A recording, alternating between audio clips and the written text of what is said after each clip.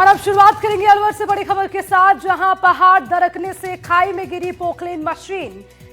100 feet गहरी खाई में मशीन के गिरने की जानकारी सामने आई है। खबर ये मिल रही है कि यहां पर अवैध खनन का काम चल रहा था और उसी के साथ एक पहाड़ दरका है, जिससे पोकलेन मशीन 100 फीट गहरी खाई में जा गिरी।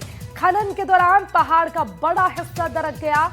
गहरी खाई में ऑपरेटर के दबे होने की जानकारी मिल रही है। उसके अलावा पोकलेन मशीन भी गहरी खाई में जा गिरी। हालांकि सूचना के मिलने के बाद एनडीआरएफ, एसडीआरएफ का रेस्क्यू लगातार जारी है। ग्रामीणों ने अवैध खनन के आरोप लगाए हैं। रात के वक्त में अवैध खनन का आरोप लगा है। रामगढ़ उपखंड के ओडेला गांव की यह घटना है। तो अवैध खनन को लेकर लगातार कार्रवाई भी की जा रही है, लेकिन उसी के साथ फिर भी ये अवैध खनन का सिलसिला थम नहीं रहा, जिसमें ग्रामीणों ने एक बड़ी बात का जिक्र किया और कहा कि रात को छुपकर यहां पर अवैध खनन किया जाता है, जिसकी वजह से ये स्थिति बन गई है। पहाड़ का एक बड़ा हिस्सा दरक गया, जिसमें पोकलेन मशीन गहरी खाई में गिर गई। उसके अलावा एक ऑपरेटर के भी दबे होने की जानकारी मिल रही है। हालांकि उसके बाद एनडीआरएफ, एसडीआरएफ की टीम मौके पर पहुंची। लगातार रेस्क्यू भी जारी है, लेकिन इसके अलावा कई सवाल उठ रहे हैं, कई गंभीर आरोप भी लग रहे हैं। ओडेला में यह सूचना मिली थी कि लीज के अंदर काम करते वक्त एक पोकलेन मशीन जो है वो गहरी खाई में गिरी है, और जिसमें एक उसका ऑपरेटर है, उसको भी होने की सूचना मिली थी। इस पर अभी पुलिस जाब्ता मौके पे मौजूद है। एसडीआरएफ की टीम आई है, वो राहत और बचाव कार्य में अभी लगी हुई है। कुछ पता लगा सर कहाँ का है व्यक्ति? अभी वो लोग प्रयास कर रहे हैं। व्यक्ति के बारे में प्रारंभिक रूप से ये जानकारी मिली है कि वो ऑपरेटर है और बिहार राज्य का रहने वाला है। परिजनों को सूचना कर दी? हाँ, परिजनों को सूचना कर दी। परिजन आ गए। और अब इसी खबर पर ज्यादा जानकारी के साथ हमारे संवाददाता अलवर से मुदित गौड़ हमारे साथ है। सीधा उनका रुख करेंगे। मुदित, सबसे पहले मौजूदा स्थिति क्या है, उसको लेकर पूरा अपडेट। उसके अलावा किस तरह की स्थिति हुई, कब से खनन चल रहा था, किस तरह से वहां पर रेस्क्यू ऑपरेशन चल रहा है, जरा उसको लेकर भी विस्तार से जानकारी दीजिए। जी बिल्कुल, ये पूरा जो मामला है रामगढ़ क्षेत्र के ओडोला गांव का है, जहां पर जो लीज यहाँ पर एक खान को मिली हुई थी, और उस लीज में ही लगातार खनन का कार्य किया जा रहा है। पिछले लंबे समय से, काफी वर्षों से यहाँ पर खान चल रही है। और इस बात की पुष्टि वहां जब खनन विभाग के लोग पहुंचे हैं, जब उन्होंने की कि ये लीज होल्डर की खान है, लेकिन जिस तरह से हादसा हुआ, हादसे के बाद सभी लोग वहां से चले गए थे। और जब हादसा हुआ तो उस दौरान जो पोकलेन मशीन में एक वर्कर साहब बैठ करके उसमें से रास्ता बना रहा था, और रास्ता बनाने के साथ ही ऊपर से एक बड़ी चट्टान उस पोकलेन मशीन पर आई, जिसके बाद उसका संतुलन बिगड़ा। और लेकिन जो खनन करता है, उनके द्वारा खनन इतना ज्यादा किया जा चुका है कि जो उनकी सतह है, उस सतह से काफी बड़ा क्षेत्र नीचे डैमेज हो चुका है, खुदाई हो चुकी है, जिसके चलते वहां पर पानी भरा हुआ था।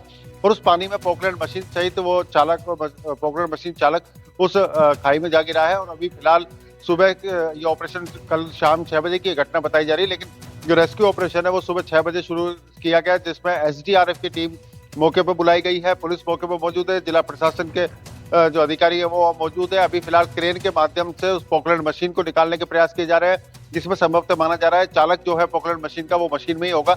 लेकिन जो पानी का क्षेत्र है वो काफी गहराई उसमें बताई जा रही है। रामगढ़ का जो क्षेत्र है, यहाँ पर कई जो लीज है वो खनन की चलती है, जिनमें सभी में ही अभी देखिए रेस्क्यू ऑपरेशन जारी है, उस पर लगातार अपडेट लेते रहेंगे। लेकिन उसके अलावा देखिए पहाड़ी का एक बहुत बड़ा हिस्सा दरकने की वजह से ये हादसा हुआ है। अब इस हादसे के बाद ग्रामीण आरोप लगा रहे हैं कि यहाँ पर रात के अंधेरे में अवैध खनन चलता रहता है। बहुत सारे गंभीर आरोप ग्रामीणों की ओर से भी लगाए जा रहे हैं।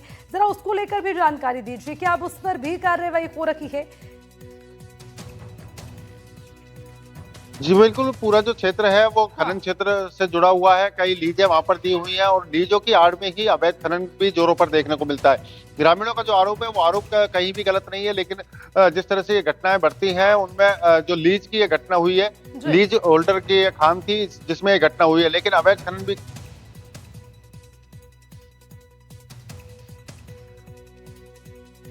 वहाँ पर प्रशासन जो है पूरी तरह सख्त नजर आ रहा है, और प्रशासन की ओर से भी सभी जगहों पर प्रयास किए जा रहे हैं कि जो माइंस है उन पर पूरी तरह से जांच की जाए। खनन विभाग भी वहाँ पर पहुंच चुका है। और पूरे इस घटनाक्रम के बाद रेस्क्यू ऑपरेशन जो है वो लगातार जारी है। और अभी मुझे जांच में पता चला है कि कौन वहां पर खनन कर रहा था, किसकी ओर से मशीन लगाई गई थी, कुछ उसको लेकर जानकारी। जी बिल्कुल, खनन विभाग के अधिकारी वहां पहुंचे हैं। लीज होल्डर जो वहां पर है, जिसको लीज दी हुई है, उसको भी वहां मौके पे बुलाया गया है। लेकिन वहां पर कुछ वर्कर्स काम कर रहे थे और जो मजदूर अभी दबा होने की बताई जा रही है, ये पोकलैंड का चालक है और पोकलैंड की जो मशीन है वो वहां पर ऑपरेट कर रहा था। ऑपरेट करते समय ही ये एक रास्ता बना रहा था नीचे जाने के लिए। उस रास्ता को बनाते समय ही एक बड़ी चट्टान उस पोकलैंड मशीन पर आई, जिससे उसका संतुलन बिगड़ा और वो उसके। ठीक है मुदित, बहुत बहुत शुक्रिया आपका इस खबर पर तमाम जानकारी के लिए। बढ़ेंगे आगे, अब बड़ी खबर बूंदी से, जहां पर वन्य जीवों की तस्करी पर वन विभाग पूरी तरह से एक्टिव मोड में है। खटखट देवपुरा में वन विभाग का छापा, जिसमें छापेमारी में घर से 13 कछुए बरामद किए गए। वन्य जीव संरक्षण अधिनियम के तहत इसमें मुकदमा भी दर्ज किया गया। वन्य जीव अपराध नियंत्रण ब्यूरो की कार्रवाई देखने को मिली है, जिसमें पुलिस ने एक महिला को गिरफ्तार किया है। ये तस्वीरें भी आपको दिखाएंगे। और उसके अलावा ये पूरा मामला वन्य जीवों की तस्करी पर वन विभाग का है, जिसमें वन विभाग कड़ी कार्रवाई कर रहा है। और ये मामला खटखट देवपुरा का है, जहां पर वन विभाग ने छापेमारी की, जिसमें एक घर से 13 कछुए बरामद किए गए। और उसी के साथ वन्य जीव संरक्षण अधिनियम के तहत मुकदमा भी दर्ज कर लिया गया। और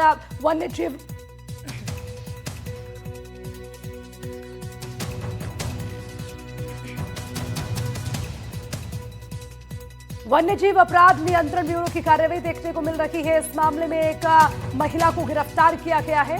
तो लगातार एक्शन मोड में नजर आ रहा है विभाग, कार्रवाई भी की जा रही है। भीलवाड़ा से बड़ी खबर, महाराष्ट्र में भीलवाड़ा के मजदूर की मौत का मामला सामने आया, जहां आंसी थाने के बाहर ग्रामीणों का प्रदर्शन देखने को मिला। 1 फरवरी को मजदूर रमेश भील की मौत हुई थी। ठेकेदार पर अंतिम संस्कार का आरोप लगा। परिजनों को बिना जानकारी दिए अंतिम संस्कार करने का आरोप लगा है। बराना गांव का निवासी मृतक रमेश भील, जिसकी मौत हुई थी, कुएं की खुदाई का काम करने के लिए वहां पर पहुंचा था और उसी दरमियान उसकी जान चली गई। हालांकि अब जानकारी मिल रही है कि ठेकेदार ने घर वाले को इसकी सूचना तक नहीं दी, बल्कि मजदूर का अंतिम संस्कार भी कर दिया गया। ये भी आरोप लग रहे हैं। हालांकि आरोपों में कितनी सच्चाई है, पूरे मामले को लेकर वो भी कार्रवाई आगे होगी। पूरा मामला 1 फरवरी का है, क्योंकि 1 फरवरी को मजदूर रमेश भील की मौत हुई थी। और आपको ये भी बताते चले कि कुएं की खुदाई का काम करने के लिए युवक वहां पर पहुंचा था और उस वक्त ये कार्रवाई वहां पर देखने को मिली है।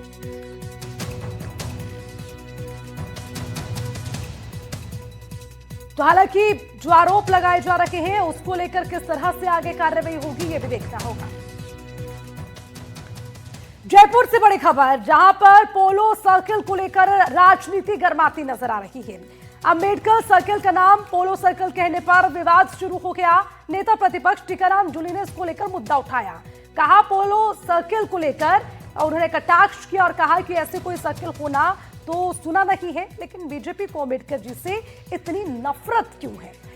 जयपुर पुलिस ने नई ट्रैफिक व्यवस्था बनाई है, जिसमें स्टैचू सर्किल के विधानसभा टी पॉइंट तक नो पार्किंग, उसके अलावा नोटिफिकेशन में अम्बेडकर प्रतिमा को पोलो सर्किल बताया जा रहा है, जिसको लेकर अब नेता प्रतिपक्ष, यानी कि अब साफ तौर पर इसको लेकर नेता प्रतिपक्ष ने सवाल तो उठाए ही, लेकिन एक बार फिर से अम्बेडकर के नाम पर जो राजनीति है वो गर्माती नजर आ रही है। और इसी को लेकर उन्होंने सीधा बीजेपी पर हमला किया और कहा कि आखिर अम्बेडकर जी से बीजेपी को इतनी नफरत क्यों है। ये बड़ी जानकारी आपको दे रखे हैं टीकाराम जूली, जो नेता प्रतिपक्ष है। उन्होंने पोलो सर्किल को लेकर ये कटाक्ष किया और उसमें उन्होंने ये कहा कि ऐसा कोई सर्किल हमने आज तक नहीं सुना। उसके अलावा उन्होंने बीजेपी को अम्बेडकर जी से क्या नफरत है, ये भी कटाक्ष भरे लहजे में कहा। और ये भी आपको बता दें कि एक नई ट्रैफिक व्यवस्था पुलिस की ओर से बनाई गई है, जिसमें स्टैचू सर्किल से विधानसभा टी पॉइंट तक नो पार्किंग रहेगी। नोटिफिकेशन में अम्बेडकर प्रतिमा को पोलो सर्किल बताया गया, जिसको लेकर अब आपत्ति उठाई गई है विपक्ष की ओर से। और उसी पर नेता प्रतिपक्ष का ये बयान भी सामने आ गया जिसमें उन्होंने इसमें एक नया एंगल नाम को लेकर निकाला और कहा कि क्यों अम्बेडकर सर्किल को पोलो सर्किल इसमें मेंशन किया गया है। उसके अलावा बीजेपी पर हमला करते हुए यह भी कहा कि आखिर अम्बेडकर जी के नाम से बीजेपी को इतनी नफरत क्यों है। तो यानी कि यहां पर कहा जा सकता है कि सीधे तौर पर विपक्ष का मसला नाम को लेकर है और नाम इस बात को लेकर इसका जिक्र हो रहा है क्योंकि जो नोटिफिकेशन जारी की गई है उसमें अंबेडकर सर्कल कहे जाने वाले चौक को अपोलो सर्किल के नाम से कहा जा रहा है, जिसकी वजह से ये विवाद गर्माता नजर आ रहा है। हालांकि इसमें एक जो पॉइंट है वो विपक्ष की ओर से पकड़ा गया कि सबसे पहले हमने पोलो सर्किल नाम ही नहीं सुना और उसी के साथ दूसरा उनका ये कहना है कि आखिर बीजेपी को अंबेडकर के नाम से इतनी नफरत क्यों है। दौसा से बड़ी खबर, दौसा टाउन हॉल के उद्घाटन पर राजनीति गर्माती नजर आ रही है। उद्घाटन समारोह में नहीं पहुंचे सांसद मुरारी लाल मीणा, विधायक डीसी बैरवा भी कार्यक्रम में नहीं पहुंचे। कृषि मंत्री डॉक्टर किरोड़ी लाल मीणा ने उद्घाटन किया। सांसद विधायक की अनुपस्थिति पर कृषि मंत्री का तंज, कहा सरकारी कार्यक्रम का अपमान किया गया। पटवारी तहसीलदार विवाद पर मंत्री को दो टूक धमकाने के मामले में बोले अब ऐसा नहीं चलेगा, सरकारी जमीन पर कब्जा करने वाले पर कार्रवाई होगी। उसके अलावा डीसी बैरवा राजनीति नहीं बल्कि धंधा करने आए हैं, ये भी किरोड़ीलाल मीणा ने सीधे तौर पर तंज कसा। आप तो उनसे पूछना क्यों नहीं आए, आपने बुलाया? ये हमारी सदा सहता है, क्यों नहीं बुलाया? बुलाया नहीं होता तो नाम कैसे होता पट्टिका पे? पट्टिका पे नाम है और आज तो विधानसभा भी नहीं है, आना चाहिए। ये तो पूरी ऑडियंस का अपमान है, कार्यक्रम का अपमान। और आप देख लो, कोई एक बीजेपी का लीडर बता दो जो यहाँ ज़मीनों पर कब्जा करता हो और जो जिसको प्रशासन हटाने जाता है उसको विरोध करने यहाँ का एक क्षेत्रीय विधायक जाता है, क्या जरूरत थी उसको? सरकार की ज़मीन पर कब्जा कर लिया और ये कह रहा मेरे लोगों ने किया है। वो पटवारी, महिला पटवारी को धमका रहा है ना, वो मेरे लोगों ने कर रखा है, इसको हटाओगी नहीं। तो सरकारी ज़मीनों पर जो कब्जा कर रहे हैं आप उनके हाल पता कर सकते हैं क्या स्थिति है। खबर टोंक से है, जहां के दौरे पर शुक्रवार को शिक्षा मंत्री मदन दिलावर पहुंचे। उन्होंने नगरपालिका निवाई के शहीद स्मारक पर जनता को संबोधित किया। दिलावर ने कहा है कि देश की सेना को मौके पर निर्णय लेने की खुली छूट है और हमारी सेना आज खुश है, लेकिन एक वक्त ऐसा भी था जब बाटला हाउस में आतंकवादी मारे जाते थे और सोनिया गांधी रात भर रोती थी। साथ ही कांग्रेस पर मानसिक दिवालियापन का आरोप भी लगाया। और मित्रों, कांग्रेस के राज में ऐसा वहां तो जब आतंकवादी मारे जाते थे तो कांग्रेस के लोग रात भर रोते थे। उसका उदाहरण बताता हूं मैं। बाटला हाउस में जब आतंकवादी मारे गए तो सोनिया गांधी रात भर रोई। ये मैंने नहीं कहा, राहुल गांधी ने कहा कि बाटला हाउस में जो लोग मारे जा रहे थे तो मेरी माँ रात भर रो रही थी, टुकुर टुकुर आंसू आ रहे थे, नींद नहीं आई।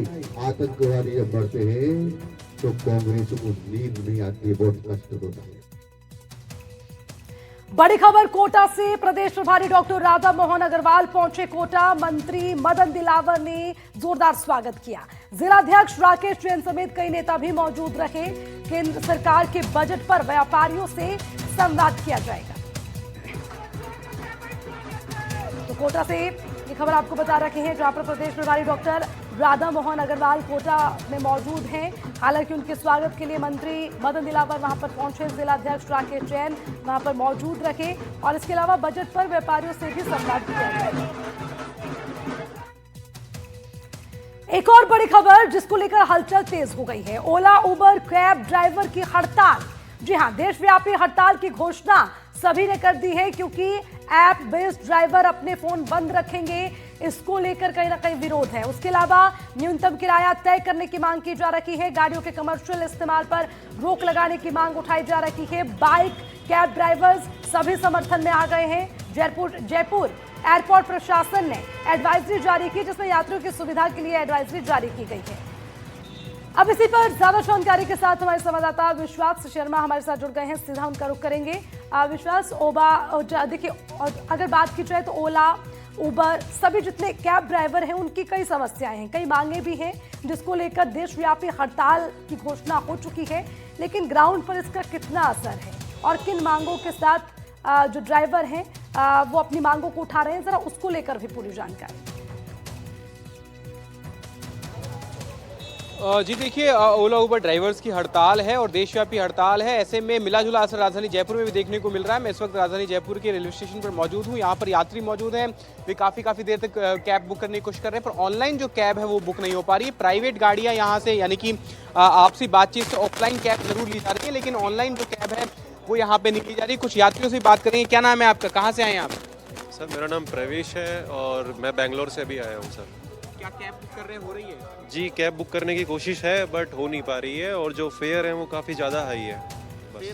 फेयर काफ़ी हाई आ रहे हैं और ये लोग जो है प्राइवेट बुक कर रहे हैं, एक्चुअली ऐप के थ्रू ना करके प्राइवेट बुकिंग कर रहे हैं सर। तो मुश्किलें आ रही हैं। अभी अपना सामान मैंने यहाँ पे प्लेटफॉर्म पे रखा हुआ है बट अभी तक नेगेटिव है सर, कुछ नहीं है जी। देखिए, इस तरह की परेशानी जो है वो लगातार सामने आ रही है, क्योंकि मांग है ड्राइवर्स की कि आप गाड़ी चलाते हैं। क्या हड़ताल है आज ओला उबर वालों की? ओला इसकी चल ही रही है तो नाटक होते रहते हैं ओला उबर वालों के। अब जैसे परेशानी तो हर तरह की पैसेंजरों को होती है।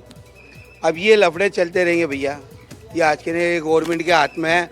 न किसी कंपनी वाले कहते हैं कि नुकसान उनको है, ड्राइवर कहते हैं कि नुकसान हमको है। अब नुकसान किसको है? सिर्फ पैसेंजर को। उनका टाइम खराब हो रहा, परेशानी हो रही है, वजह ये है।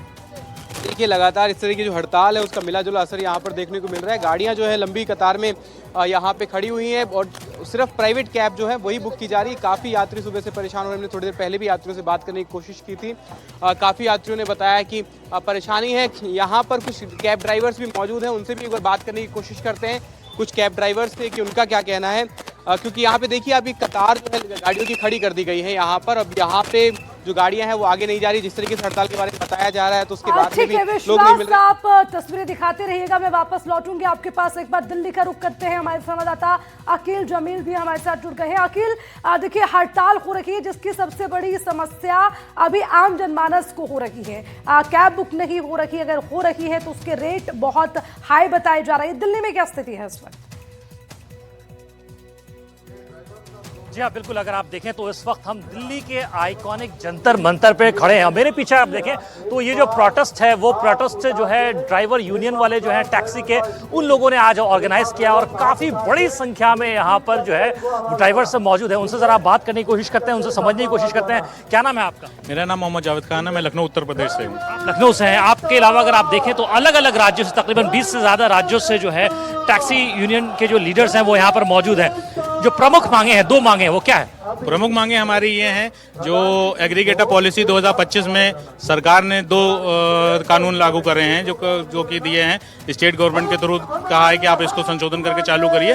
उसमें कंपनीज को पूरा अधिकार दे दिया गया है, जिसमें पहला है कि प्राइवेट वाइट नंबर प्लेट की जो गाड़ियां चलाने के लिए उनको दे दिया, जिससे हमारा कमर्शियल गाड़ियों का काम कम होगा। और दूसरा इसमें ये कर दिया है इन्होंने कि हमारा जो किराया है, पहली चीज तो सरकार के द्वारा निर्धारित नहीं है, उसके बाद से कंपनीज को इन्होंने अथॉरिटी दे दी है कि उसको 50% तक के कभी भी बढ़ा सकते हैं, घटा सकते हैं। वो दोनों ही कानून हमारे लिए बिल्कुल समझ लिए हमारे जीने मरने का सवाल है वो सब। आप यहाँ पर मौजूद हैं, क्या नाम है आपका? मेरा नाम आशीष सिंह है। आशीष जी, क्या करते हैं आप? मैं कैब चलाता हूँ जी। तो क्या क्या परेशानियाँ आ रही हैं? देखिए, परेशानियाँ इतनी है कि देखिए मैं एक ड्राइवर हूँ, मेरे पास 2 गाड़ियाँ और हैं, वो 2 ड्राइवर भी मैंने रख रखे हैं। 12 लाख रुपए की एक गाड़ी आती है, 12 कम 12, 12 दूनी 24, 12 36 लाख रुपए की लागत मैंने लगा रखी है। ड्राइवरों को तनख्वाह भी देता हूँ, मैं खुद भी गाड़ी चलाता हूँ। लागत मेरी, मेहनत मेरी, परिश्रम मेरा, और किराया निर्धारित कर रही हैं ये कंपनियां। इन कंपनियों ने ओला, उबर, रैपिडो, इनड्राइव और जितनी भी एग्रीगेटर्स ये कंपनियां हैं, इन्होंने CII के साथ मिलकर, प्लानिंग कमीशन के साथ मिलकर, नितिन गडकरी के साथ मिलकर अपने हित के लिए नीति बनाई, मोटर व्हीकल एग्रीगेटर गाइडलाइन 2025। उसमें जो संशोधन चाहिए आपको, क्या क्या संशोधन चाहिए? मैं संशोधन की जो मैं आपको बात बताऊं, संशोधन ये चाहिए कि देखिए जब सब कुछ इनका लगा हुआ है तो किराया इनका, मेहनत इनका, तो किराया जो है वो 25 रुपए किलोमीटर आज की मांग है, इनको 50% कम करने का प्रावधान दे रखा है। ये जो प्रोटेस्ट है आप लोगों का वो कब तक चलेगा? ठीक है अकील, लगातार नजर बनाए रखिएगा, अपडेट भी आपसे लेंगे। शुक्रिया तमाम जानकारी के लिए। विश्वास, आपका भी बहुत बहुत शुक्रिया। बढ़ेंगे आगे। अब बड़ी खबर बीकानेर से है, जहां पर खेजड़े बचाओ आंदोलन से जुड़ी हुई खबर सामने आई है। मंच से संतों ने NDTV का आभार जताया। ये बड़ी जानकारी आपको देते हैं, जिसमें लगातार कवरेज के लिए तमाम संतों ने NDTV का आभार जताया है। NDTV ने इस पूरी खबर को प्रमुखता से दिखाया। किस तरह से खेजड़ी को लेकर आंदोलन चलता रहा, आमरण अनशन की भी शुरुआत की गई। एक एक तस्वीर लगातार एनडीटीवी पर हम दिखाते रहे, जिसका आभार जताते हुए संत नजर आए। सबसे पहले इस राजस्थान की धरती पे इस खेजड़ी बचाओ आंदोलन के तहत ये हमारी एनडीटीवी पहुंचती है। सुबह 8 बजते ही जो हमारे जो बीकानेर के जो पत्रकार बंधु हैं, जो एनडीटीवी कार्यकर्ता है, आज सबसे पहले इस आंदोलन में सुबह 8 बजे से लेकर के शाम को 8 बजे तक आप जो नोएडा के अंदर आपका जो विभाग है, आपका एनडीटीवी का मुख्य माध्यम से ही हमारी न्यूज देश और दुनिया में पहुंचती है। मैं बहुत बहुत धन्यवाद देना चाहता हूं बीकानेर के प्रशासन को जो हमारा साथ दे रहा है। अलवर के रामसर साइट इलाके में अलवर बर्ड फेस्टिवल का आयोजन आज किया गया। कार्यक्रम में देश विदेश से आने वाले पक्षियों की प्रजातियों, पक्षियों के आवास और संरक्षण के उपायों पर विशेषज्ञों ने अपनी जानकारी साझा की। फेस्टिवल में केंद्रीय पर्यावरण मंत्री भूपेंद्र यादव मुख्य अतिथि के तौर पर शामिल हुए। उन्होंने ये कहा कि रामसर साइट्स का संरक्षण केवल सरकारी जिम्मेदारी नहीं, बल्कि समाज के हर तबके की सहभागिता से ही संभव है। कार्यक्रम के दौरान पक्षी अवलोकन सत्र, जागरूकता प्रदर्शनी और छात्रों के लिए शैक्षणिक गतिविधियां आयोजित की गई। हम लोगों ने सिलीसेट को रामसर साइट से घोषित कराया था, लेकिन सिलीसेट और अलवर की ताकत टाइगर रिजर्व के रूप में तो है ही, लेकिन ये माइग्रेटरी बर्ड्स के लिए भी एक अच्छी जगह है। आप सबको पता है कि कल हम अलवर टाइगर मैराथन का आयोजन कर रहे हैं। पिछले वर्ष के मुकाबले इस बार 100% संख्या में भी इजाफा हुआ है। लेकिन जब अलवर में लोग टाइगर रिजर्व के लिए आते हैं तो बर्ड वॉचिंग भी एक बड़ा यहाँ पे विषय है। इस बार बजट में भी तमिलनाडु की एक लेक को बर्ड वॉचिंग के लिए किया है। सिलीसेट हमारी रामसर साइट्स है। अब ये रामसर साइट्स में हम जागरूकता बढ़ाने के लिए इस फेस्टिवल का भी आयोजन कर रहे हैं। चूरू के सरदार शहर में विकास उत्सव कार्यक्रम आयोजित किया गया। विकास उत्सव के दौरान नगर परिषद की करोड़ों के विकास कार्यों का लोकार्पण पूर्व नेता प्रतिपक्ष राजेंद्र सिंह राठौड़ सहित कई नेताओं ने किया। इस मौके पर गांधी चौक पर नवनिर्मित शहीद भगत सिंह फाउंटेन का भी लोकार्पण किया गया। इस दौरान पूरा गांधी चौक शहीद भगत सिंह अमर रहे के नारों से गूंज उठा। तो वहीं बीजेपी के नेता राजेंद्र सिंह राठौड़ ने यह भी कहा कि वे इलाके के विकास से आधारभूत सुविधाओं को मजबूती के साथ लोगों के जीवन स्तर को बेहतर बनाने की दिशा में एक अहम कदम है। उन्होंने कहा कि डबल इंजन की सरकार में विकास की कमी नहीं आएगी। इतना शानदार कार्यक्रम विकास उत्सव के रूप में मनाया गया। ये विकास उत्सव वही मनाते हैं जो विकास के नए आयाम स्थापित करते हैं। सभापति जी को बधाई देने हम आए हैं। ये डबल इंजन की सरकार का कमाल है कि आज एक साथ इन 6 महीनों में 346 सड़कों का बन जाना, ये अपना अपने कीर्तिमान है। और ये विकास का रथ इसी प्रकार इसी गति से आगे बढ़ता रहेगा। निश्चित तौर पर आने वाला समय इस पूरे राजस्थान को विकसित राज्यों की श्रेणी में खड़ा करने में भजनलाल जी की सरकार की भूमिका, और उसी प्रकार हमारे जिला जो मरुस्थलीय जिलों में शामिल हुआ है विकास की नई गाथा लिखने को तैयार खड़ा। ये कार्यकाल का अंतिम दिन हो सकता है, मेरे तो जीवन का भी एक यादगार दिन बन गया। जिस खुशी के साथ जनता ने जिस दिन में सभापति या चेयरमैन बना, जो स्वागत मेरा हुआ था, उससे कहीं ज्यादा आज दिलों से लोगों ने मेरा जो स्वागत किया, हमारे पूरे शीर्ष नेतृत्व ने आके मुझे आशीर्वाद दिया। और आप देख रहे हो कि किस प्रकार युवाओं में जितना जोश मैंने देखा है। निश्चित आने वाला समय जो है युवाओं का है, और मैं इस स्वागत समारोह को या इस स्वागत को मैं जिंदगी में नहीं भूलूंगा। और इसी के साथ इस बुलेटिन में फिलहाल के लिए इतना ही। यहाँ वक्त एक छोटे से ब्रेक का, आप देखते रहिए एनडीटीवी राजस्थान।